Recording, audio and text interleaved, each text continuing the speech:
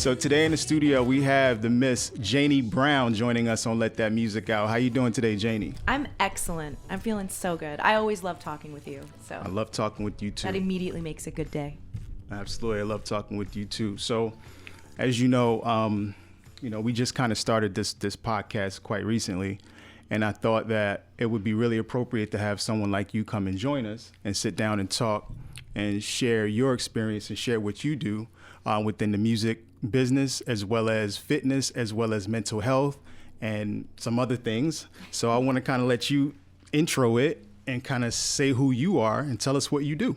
Yeah, absolutely. So my name is Janey Brown, and I've been a performer for a long time. I've been on stage every single year of my life for 27 years. And I have a psychology degree. I'm trauma informed, huge mental health advocate.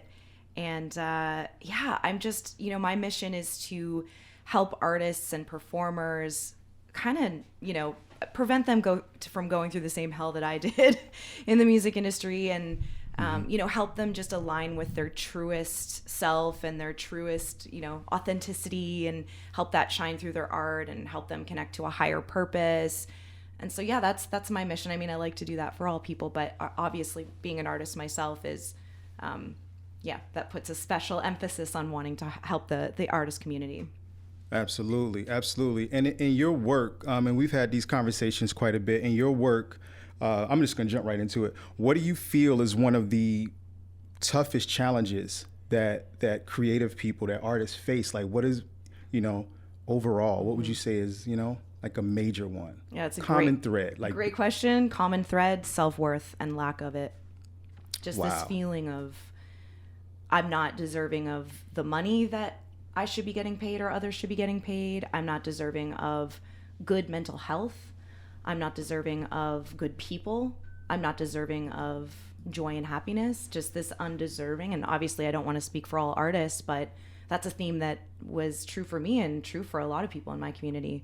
And I don't know if you can see that for yourself too. Yeah. Like, it's funny, just before we started taping, I was saying, for me, music, within the music itself, the opportunities just always seem to be there and be abundant, where I feel like I think you nailed it, where I struggled at as well. And still sometimes it's like knowing your worth, like knowing how much to ask for, when negotiating, in that regard. Also in personal relationships, establishing stronger boundaries. So, because we walk this line, in creativity, where we sometimes have to do business together, but sometimes we're also friendly and friends. And sometimes people might, overstep or, kind of take your kindness for weakness. So knowing your worth. And I agree. I think self-worth is a huge one. Yeah. Wow. Yeah. Totally. I mean, there's obviously other themes, but that's one that just kind of, it's resonating with me in terms of reflecting on that. Absolutely. So I'm going to go to my next question. So how did you get started in the music business specifically? Yeah, so I started out performing in musical theater. I did that all through my childhood. And then around 17 or 18, I started getting into recording arts. So I was, on a mission to become a solo artist and a songwriter. And that's, where that started. And then, throughout the last pretty much 2 decades, that's been sort of what I've been working on and fine tuning. And it's been a joy for the most part. But like, come on, more specific. Like, how did you, like, what was first big opportunity? Like, well, how did it, when did you kind of really step into it? Yeah. I mean, I was all the way in musical theater in my childhood, but okay. I was going to go to school for it when I first got out of high school. And I just realized that particular part of the entertainment industry wasn't for me. Mm-hmm. And I really, I knew that I wanted to write. That was probably one of my first passions when it came to music, was just putting pen to paper and developing these melodies around the words that I came up with. And that's kind of what led me to drop out of college after the first year and get into recording. And I moved to Toronto. I guess it was 18. I moved out at 17, moved to Toronto at 18. And at that time, I had won a contest on Soul 93.5. I think that's what that radio show is called. I think it was Soul 93.5. Anyway, I won a contest, and I had the amazing opportunity of working with Socrates, who's a Canadian hip hop legend. And that was kind of how the recording aspect of my career got started specifically. I met at the time too on set, my makeup artist for the set of my first short track EP, the one that Socrates mostly produced. This makeup artist and I like connected like mother and daughter, and I moved in with her. She's a beautiful Guyanese woman named Roxanne. I moved in with her, and she became family. And that was sort of like my integration into Toronto after being from coming from a small town. So my music career as a recording artist and solo artist and songwriter started at that moment. And I'd say my second life, as an adult and as someone who was becoming an adult and someone who was being immersed in a culture that I'd never, really been exposed to before, that all started at the same time. Absolutely. Wow, that's amazing. So then you were in Toronto. Obviously, one opportunity, one thing started leading to another. So then what happened? Like, I understand that at one point you were like signed to a major company, major deal. When did that happen? Yeah. Did that happen from being in Toronto, or is that? Yeah. So, okay, here's the other thing about it. It was like, when I moved to Toronto at 18, I was, that it was a hustle. It wasn't like all of a sudden I like got a deal and all of that. It was, I was kind of working out of this like really, low key studio. I think at the time it was in an old building, and the guys that owned the place like ripped out the bathroom and made that the booth. Wow. So that's what we were dealing with. No air conditioning in the summer. Like just, I love that. Yeah. I definitely have an affinity when I think back to that place. So that was my first recording studio. Obviously after Socrates, that was, a great kind of starting point. And then it was kind of back to the streets after that. So, I was recording out of there. I was, working as a waitress, and I was teaching fitness, and that was kind of my hustle. And about 6 years into that sort of pattern, then I met a fellow from New York who he was a Grammy award-winning producer for Alicia Keys, and he was starting kind of an independent label and an independent sort of production company, and I signed to him, and that was my first major record deal, if you will. That's amazing. Yeah. And that was quite the experience. Absolutely. Yeah. Okay. So then from another conversation I remember, and then you had kind of come back into the fitness world and doing more of that with, tell me a little bit about that, because you have such a cool journey and a resume. Yeah, that was wild. So fitness and athleticism is always part of my path. Like I was a gymnast, and, for a very short period of time, that was like my intro to, let's say athleticism. I specify there because I have a friend who was from the NCAA. And so I don't want to like, if she hears this, she'd be like, you weren't a gymnast. Right. And she'd be right. I was not a gymnast. I started out in gymnastics, to be specific. Then I got into kickboxing, and I became a black belt. And that was kind of like my segue into athleticism and fitness. And so when I moved to Toronto, I was like, I have to keep this up. Like, this is just part of my life now. And I was an avid sort of gym goer, and that kind of led me to start teaching fitness. And so for about 15 years, kind of parallel to my music career and my music journey, I was also teaching fitness and developing my skills there. And that actually was profoundly fruitful for me. I ended up being involved in professional sports, and I taught NHL players movement sequences and mindset and breath and things like that. So I did quite well in that side of Very well. So much so that you also ended up getting a sponsorship from Under Armour. That's right. Yes. That's huge. Oh man, that's been such a fruitful, abundant partnership. They are a really great company through and through. Like they really do try to be progressive and evolving, and they're so generous. And the team, at least my Canadian team, is just so family oriented and like lovely people through and through. So like you see these big companies that you work with, you're not sure what you're going to get, but with Under Armour, like what I can say for sure is I believe in their mission, their company, their people. It's not just like an influencer situation. It's like it's a family. A It's a real team. family. Yeah. Shout out to Under Armour. Yeah, We shout out love to that. Under Armour, man. Especially Okay. Under Armour Canada. Under Armour Canada. Okay, cool. So man, and then I remember when I first met you on that fateful day in the beaches. I'll never forget. You were just launching something called Fearce Academy. Right. Oh, man. Tell us a little bit about that and Yeah. what that's all about. Right. That's a great question. So, as we've just discussed, I've, been on this music journey all this time. I had been on my fitness journey all this time. And I was quite exhausted running two careers. Like, they were not intersecting at all. It was sort of like my fitness life and my music life. Mm-hmm. And it was too much to do both.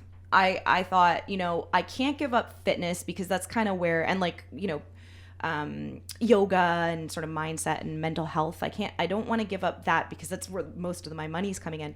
And I can't give up music because it's my passion. Like, not an option kind of to give up either. And I thought, why don't I blend them somehow? And with Fearce Academy, one thing we haven't talked about yet is just my let's say, debilitating journey with stage fright and anxiety and performance anxiety, kind of this whole live long way. And as I started getting into therapy and working with that, I started to overcome it. I started to see different paths and techniques and tools and skills that I could apply to overcome that. And I thought, what if I take all of my fitness and nervous system and anatomy learnings from sort of the fitness career, and what if I take all of my performance experience and music industry navigation and singing experience, and what if I blend those two experiences and knowledges together and create a program that helps artists overcome stage fright and manage their mental health and build confidence. And that's what Fearce Academy is. It's spelled FEARCE because the foundation of it is it encourages us to face our fears and to not only face them, but integrate them into our experience. The more you learn about fear and anxiety, the more you start to understand, well, that's a human experience. It's actually just connected to this survival structure. And so we can't be fearless necessarily. We can't just rid fear altogether. But what we can do is we can start to manage it. We can integrate it into our experience and use it as fuel and sort of evolve and rise that way. So that was the intention of Fearce Academy, was to provide these coaching programs. And now there's going to be a book soon to help artists specifically, really deal with the challenges that we face as artists head on. Absolutely. Well said. I love that. Man. Love that you love that. Of course. Okay, so what was your, I guess, so far in your career, because I know there's more to come, your peak experience, within the music side of your career? Like, what would you say? A peak experience, something huge that you just like, wow, this was one of those moments. That's such a good question. I mean, there's been a lot of highlights. I'm blessed. There's a lot of things that in our private conversations that I've like griped about. It's mostly on the industry side and the people side. But when I look at the opportunities or some of the wins, some of them have come from like what I would never have expected. Like like commercial things. Like when I landed the CFL on TSN theme song. That was, that was a big deal for me at the time. Yeah. And like, even though it's not my song and it's, it's kind of in the commercial side of things, like I just thought that was such an abundant experience. And I'm still in the voiceover work and singing jingles and stuff. And I still love it. Like, I still think it's so much fun and the money's great. So Absolutely. Things like that. I have to say that one of my most proud moments in the industry was when I released Thank You for Loving Me. That Wow.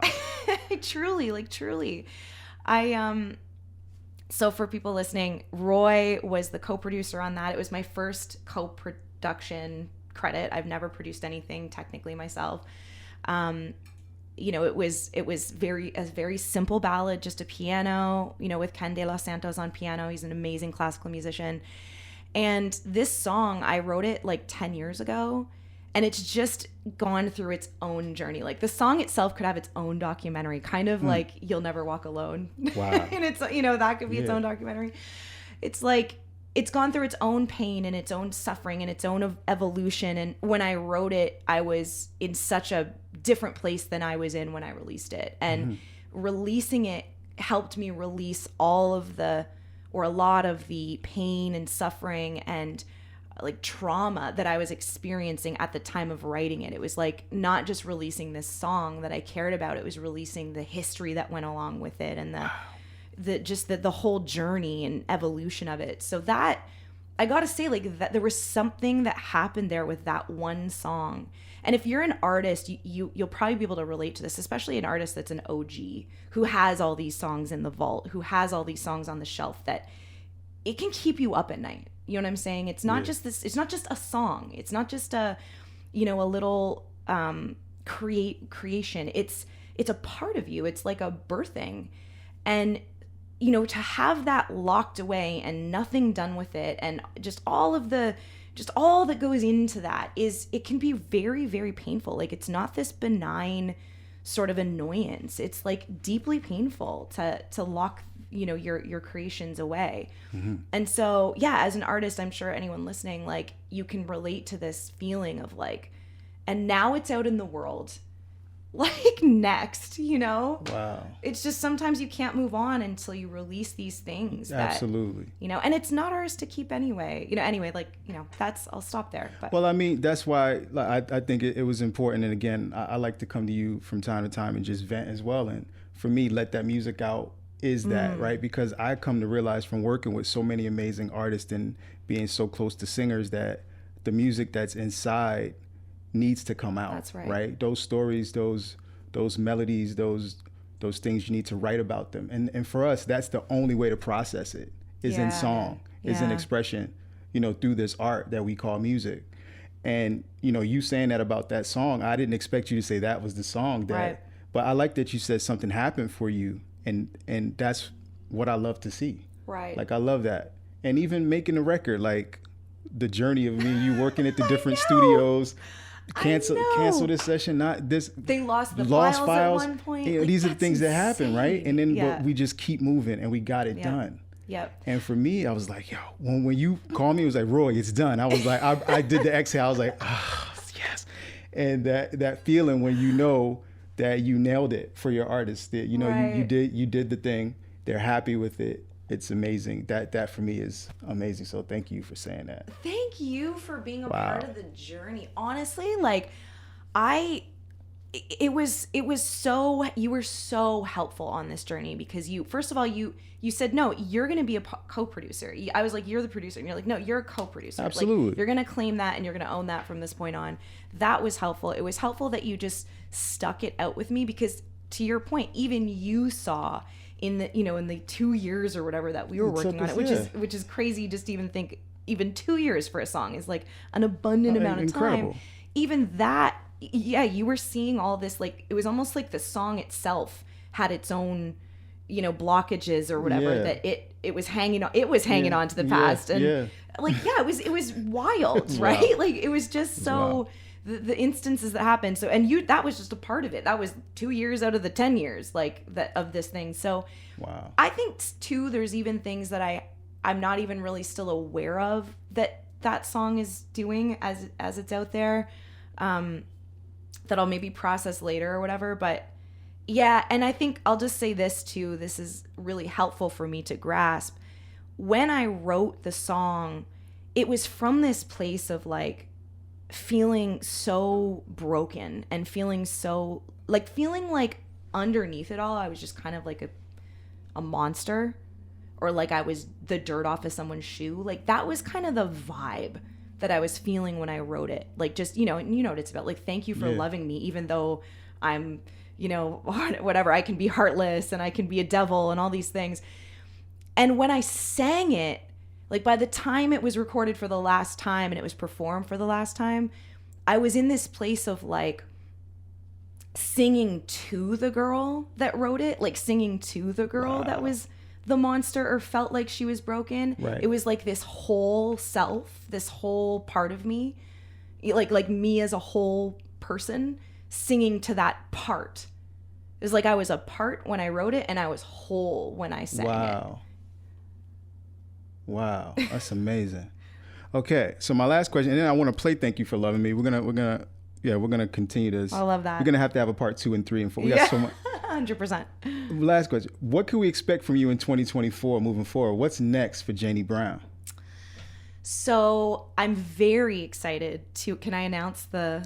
Yeah, you can. Okay. Yeah. I'm very excited to be signing a publishing deal with TuneClick, which is your American publishing company. Absolutely. And that's a dream come true. Like, truly, I said I would never sign another contract ever again. Yes, you did. You've told me a number of times. Yeah, because it wasn't just, after the Grammy Award-winning producer, there was another one after that, and I'd had enough. But this has been such a healing process, and I'm so excited because this is oriented around the songwriting aspect, and that's such a nourishing, important part of myself. So I'm so excited to be doing business with you in that way. Likewise. I will be releasing a book. I will be acquiring my graduation certificate from psychology, my psychology degree. I will be hopefully acquiring a US visa so I can, spread let that music out word to, all different parts of the States. Absolutely. Hopefully a lot more travel and adventure, and for sure at least one more song release. At least Maybe more than that. Yeah, hopefully. Well, I'm going to load it up. Is there anything else you want to say while I load this amazing song? Because we have to play it on the show. show. I'm so excited to play it on the show. Yeah, I mean, I'm just grateful, man. I'm just trying to, stay positive and really just remind myself of what I deserve. And if I can remind myself of my self-worth, someone who once felt like they were broken and deserved scraps, if I can remind myself that I deserve the world, then I can help other artists remind themselves that they deserve the world. Absolutely. Well, God bless you, Janey Brown, and we're excited to have you here. We're excited for the future, and I want to play this amazing song and inspire some people. Thank you. Here we go. I can be heartless and a little reckless, moody and selfish, act like a princess. I'm a handful and out of control. I live to fight and I don't play nice. Sometimes I spiral so far down I don't think I'll come out. But there you are, wide open arms. Somehow I'll make you proud. I can't imagine what you see when the war and passion pierce through me. I've got a strong attraction to anarchy. So thank you for loving me. Yeah. Thank you for loving me.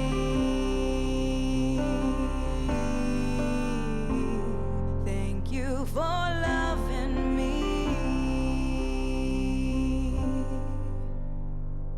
I can be crazy and a little dirty, the perfect train wreck. I can't help it, I'm no devil, but far from an angel. I'll get you cornered, then share the torture. I try to hold my breath, but can't suppress my wickedness. And when I shove you off the edge, you still love me to death.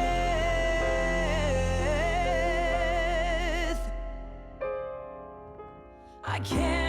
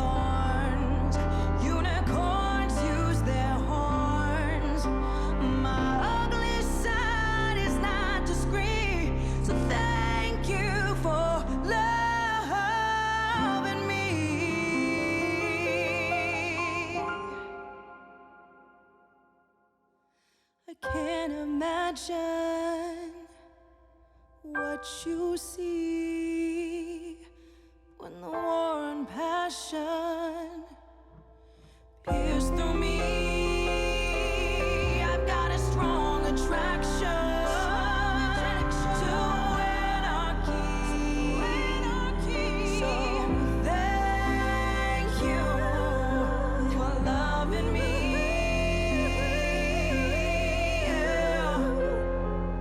Thank you for loving me.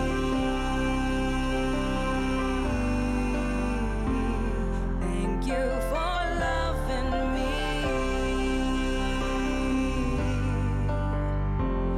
Thank you for loving me.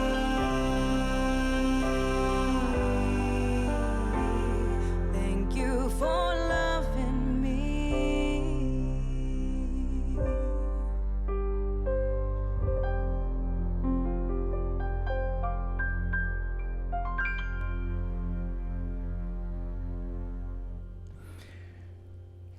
Wow.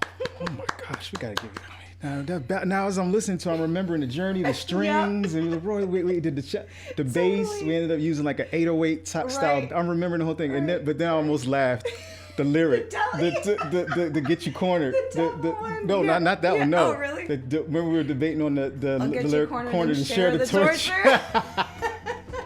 All right, we can talk about this for days. Yeah. Janey, thanks for coming. Thanks for Thank having you. me. Thanks for having me. All right.